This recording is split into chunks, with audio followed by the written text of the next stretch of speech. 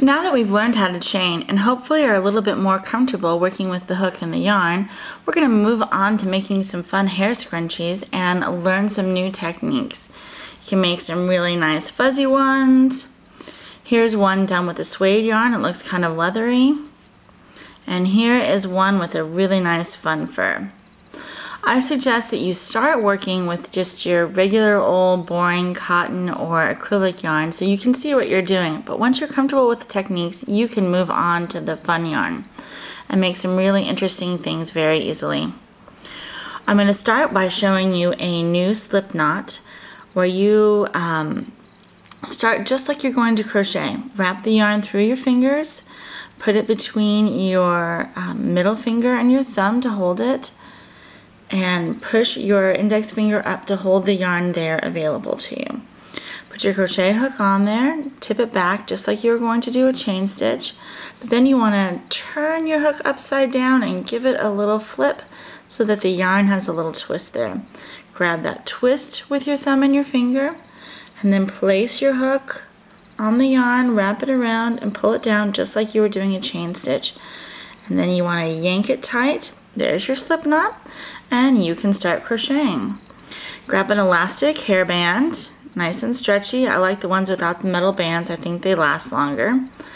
You can put your hook right in the middle of the elastic, lay it right on top of the yarn back there, and pull it back through. There, now I have 2 loops on my hook.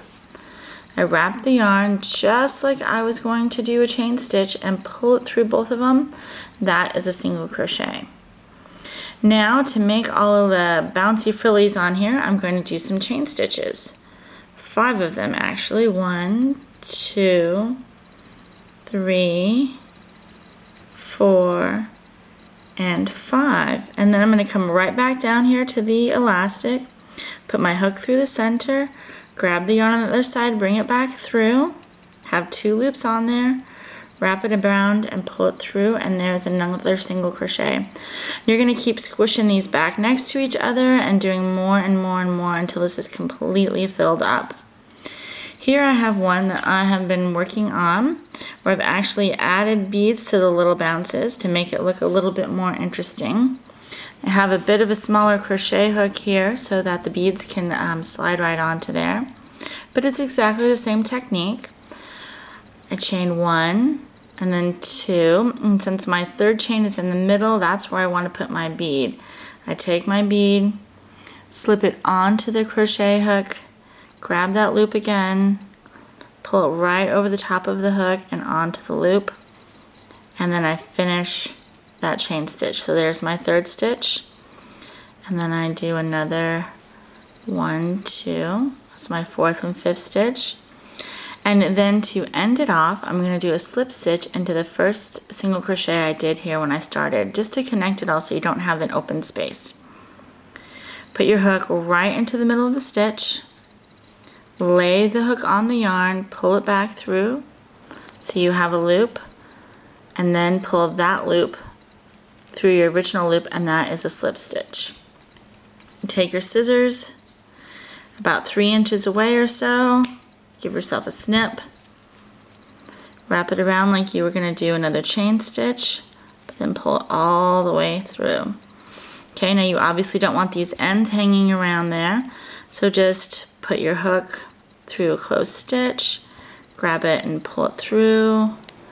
Then up here at the next stitch, grab it and pull it through.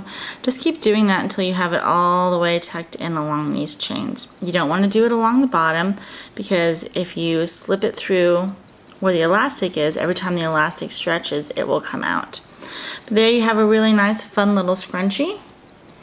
Another stitch that we're going to be learning is the double crochet, and we're going to practice that on another hair elastic. Here we go. We grab the yarn, and I'm going to do a slip stitch just like I did last time. I put the yarn in my hand, up and around, pinch it with the thumb and the finger, do a wrap around, yarn over, turn it upside down, do a twist, grab that twist,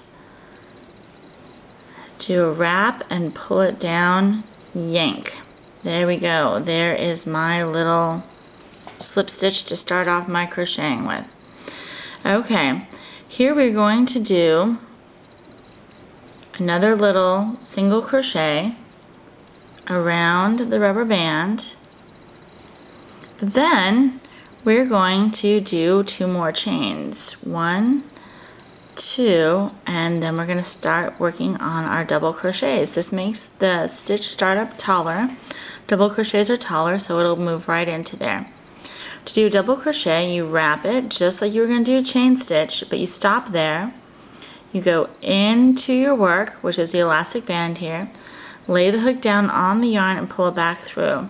Here we have 3 loops on our hook. Just like the single crochet, you wrap it and you pull it through just 2 of them. You have 2 loops on your hook. Wrap it and pull it through 2. Okay, so you yarn over or you wrap it. You go into the elastic, lay your hook on there, pull the yarn back through 3 loops.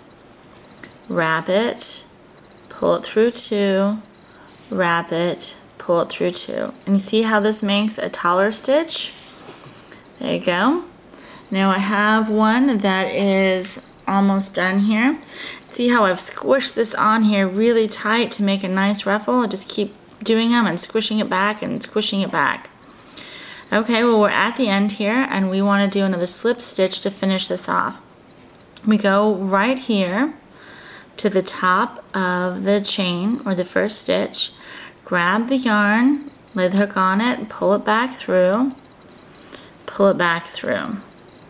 Okay, and then you wrap just like you're going to do a chain, pull it through, yank it all the way through and give it a tug. You are done.